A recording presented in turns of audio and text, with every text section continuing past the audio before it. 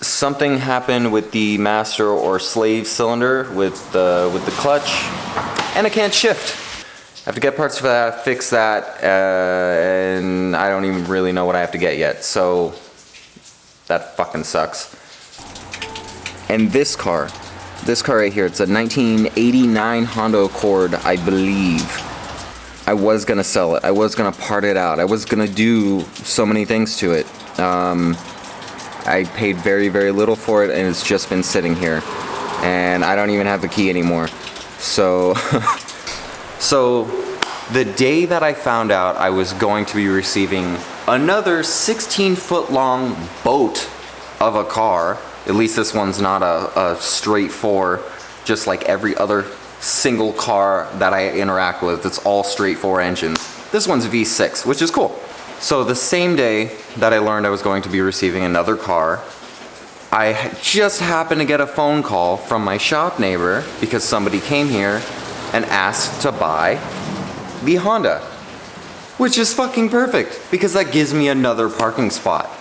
So one car in, one car out, and we can maintain this cycle of neurotic car addiction. All right, starting over. Here's the video. Last week's video didn't happen because I really wanted to kill myself because of this truck. It wasn't the truck's fault, it's my own stupid fault. I've never done any clutch work on this truck. I've done it on Miatas before and some other vehicle I can't remember, but not this truck. It's ridiculous. It's the same exact thing. Identical components, almost. I got off work, you know, I would say at a reasonable time, like 3 o'clock, came here. I started at 6 or something, 6 p.m., 6, 7, 8, 9, 10, 11, 12, 1, 2, 3. That's 9 hours. For 9 hours, I would press down on the clutch pedal, wedge this in against the driver's seat, walk over to the slave cylinder bleed valve thing, crack it, air would come out, brake fluid would come out. Cool. Walk back over, press it in and out a couple times, wouldn't be any stiffer. Not stiff in the slightest. And I thought, maybe there's just a shit ton of air in the lines, so I kept doing it. And I got so tired and so exhausted that I started to hallucinate. This stick sitting in my driver's seat, as I walked over to take it off the clutch pedal, my mind would say to me, hey, that's a person, you should freak out. So I would walk over, see the stick and go, oh! But it was nothing, it was just the fucking stick that I put there. There was nobody else in the shop. I was losing my mind. And I didn't stop doing it because I was so exhausted. And in my mind I kept thinking, just one more time. Just one more push of the pedal, one more crack of the valve, and that's going to be it. All the air is going to be gone. No, the master cylinder was bad and was sucking air into the system and putting air in every time I pressed the pedal. So I had no hope from the beginning. Very traumatic experience. All my fault. I'm a dumbass. But either way, I got a new master cylinder. Just put it in the truck maybe half an hour ago. And I kid you not, 4 pumps, and the clutch is good. No air, super stiff, it shifts perfectly, and I feel like a crazy person. But you know what, you live and you learn, and I will never, ever spend more than half an hour on clutch anything with this truck. If anything happens with the slave cylinder, master cylinder, or the line between them, I'm gonna spend $30, buy the entire system, master, line between, and slave cylinder, and just replace them all. I'm not gonna have to fucking worry about it. I'm not even gonna question it. The parts are so cheap. I had another one. I have a master cylinder that I ordered off of Amazon maybe a few days ago, and yesterday, and I have everything delivered to my job, my office, and they said the delivery attempt had failed, which is absolute bullshit because I was there long before they said the delivery attempt was, which was 11:10 a.m. I was sitting right there in my office waiting, and they nobody even so much as drove by. So now I have 2 master cylinders, and that's good because now I'll just have an extra one. And it was only $12, so that's great. All right, now let's get into, now that all the talking is over, what are we gonna do today? First, I want to clean up the shop, so let's do that, shop cleanup.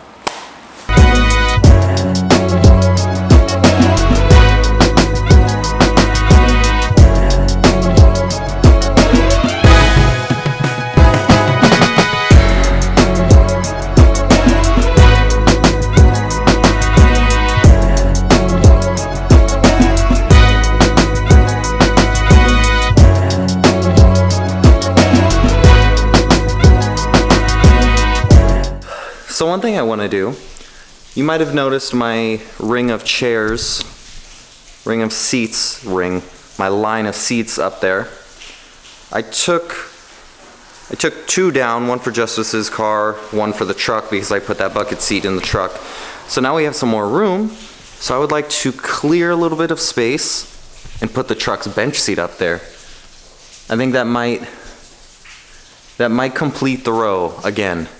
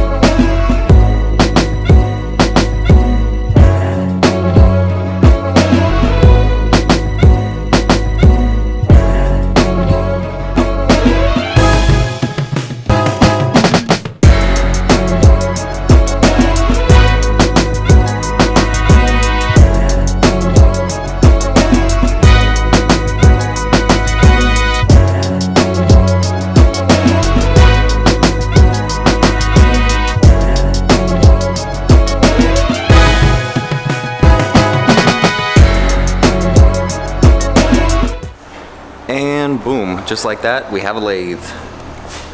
Nice, small little king lathe. I wanted to go into this spot. I pushed all the cabinets over. I gotta figure out a solution for this open area for the top of this bench. This is also 220, and that outlet is clearly not 220. So I'm gonna have to do some wiring from the box over there all the way here. But I believe that box up there on the ceiling carries 220. So that helps.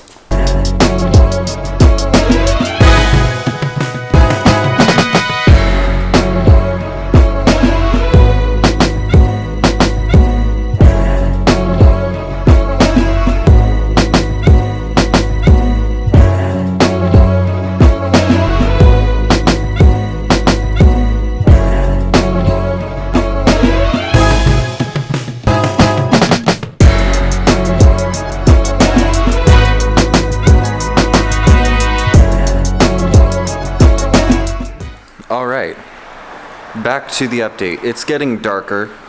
It was hailing earlier. I didn't record really much of anything today. So let's talk about what I did, what I got, what I don't got no more. I'm stepping on. Oh, those are important bolts for the lathe. Stay there. So what do we got? Well, so far, we got a lathe. We got a good lathe. It's not the biggest, it's not the fastest, it's not the most powerful, but it is a lathe regardless, which is good because previous to this, the only type of lathe that I've owned is a wood lathe, and I'm not a major woodworker. I guess you could say I'm all about the metal. So this is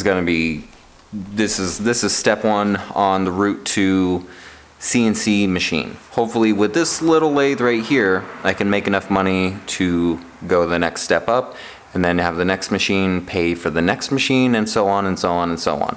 And eventually, it'll pay for a new shop. Not renting, because right now I'm renting. The shop is rented. So this lathe is basically going to start it all, essentially. Really excited about that. So, as you can see, the motor is laying right there. There's a big bracket on the back of the lathe that's like this. And the motor bolts to the bottom like this. And then this bracket right here has big wheels with different sizes and a pulley that goes on for different speeds and torques and all that stuff. So this lathe, before I got it, had been dropped, and that part of the casting had broke off. So I should have recorded it, but I didn't. I took it over to my shop neighbor, and we used an acetylene torch and heated up the part until it was, you know, not red hot, but almost red hot. And then welded the cracks, welded the two pieces back together. And then after we were done welding, kept blasting it with the torch to get everything nice and red hot. And then right now it's sitting in a bucket of sand to keep the heat so it doesn't cool too fast and crack. Because it's casting, and cast material sucks dick. It's horrible. But that's what you get. Like, so many things are cast. For instance, cast block, cast aluminum oil pan, cast aluminum intake, cast aluminum head. This is what looks to be cast iron camshafts.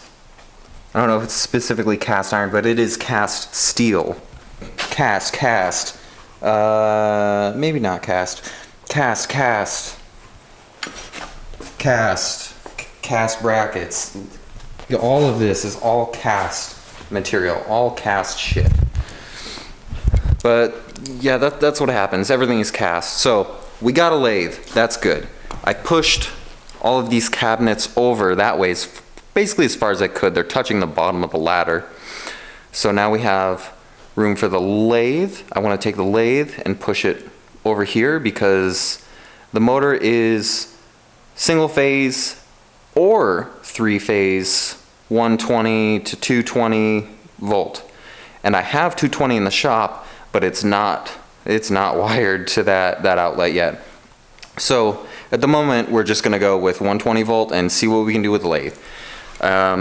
In the next maybe 2 or 3 videos, the lathe will be operable.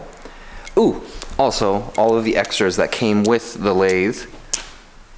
Got some extra parts here. Faceplate. This is a 3-jaw chuck. There's currently a 4-jaw chuck on the lathe. Bunch of high-speed steel tooling. More high-speed steel tooling with a couple little specialty already, you know, made tools. And then a cover that I have no idea where the fuck that goes. Yeah. So that's one thing that we got today. The second thing that we got today is internet, which I'm particularly excited about because I haven't had internet at the shop. I've had this shop for a year, a little over a year, and I have not had internet. So that's good.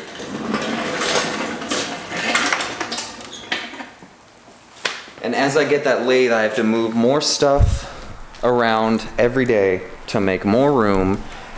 I'm getting more stuff and I'm getting rid of less stuff, and somehow I'm ending up with more room. I don't understand how I came up with all of this empty space.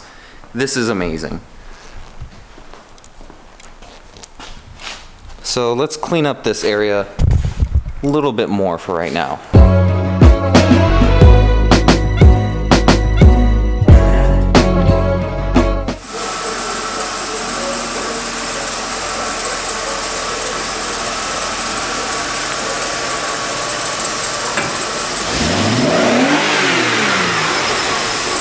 Okay. Now, the new addition to the family. This big fat bitch is an 2005 Jaguar S-Type. 240 horsepower, 220 wheel. I don't know the exact stats on it. It's rear wheel drive. It's a V6. And the drivetrain of this car is not gonna last because look at this fucking car. It's ugly as shit. No thank you. So, the original Uzi. There's no drivetrain in this car right now, if you can't tell. Its only ability to roll is thanks to these furniture dollies. So, Jaguar engine, meet 2000 Miata. That's gonna happen. I don't know when, but I have this car, and that's it. Because I am not gonna drive this fucking thing. I guess from the front you could say it looks kind of cool. It's got kind of a distinguished look, but that's the issue. The fucking butt. The butt of this car. The butt of this fucking car looks... What does that look like? It looks like a Chrysler town car or something. It's fucking disgusting. I can't be fucking seen in this car. Hell no. But I can be seen in a Miata with that engine right there. Oh god, look at all the shit in this car. Holy crap. Oh my god. This car is a rolling dumpster. So that's what's happening. The 1989 Honda Accord that oh, the cat. Oh, there's a cat walking around my shop and I'm trying to catch it. Eventually, it'll be my cat. Why do I look like I'm dying? I look like I'm super sick or something. I don't know. I think I just need to take a shower. I look especially homeless right now. So, oh god. The preliminary, oh, I don't think I've ever been up this high in the shop. Preliminary test of the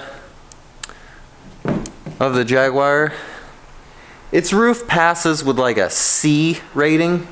It kind of gives. Ooh, suspect. Ah! Yeah, it's giving a lot. So I'm gonna say that's a no. I'm gonna give it a D rating. Look at that. That is some D-rated.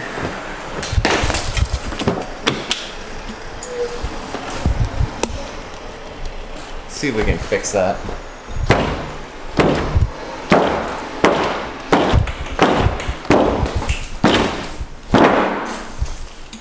Boom. Just like new. Come on down to Justin's Auto Body, where I'm not gonna fix your shit because I don't do that shit. I think that's about it for this one. The next video will definitely be a more put together video because the one that you're watching right now was basically put together over an entire week span of different clips of different days. A lot of shit has happened. So yeah. Peace out, drive safe, blah blah blah, blah blah blah.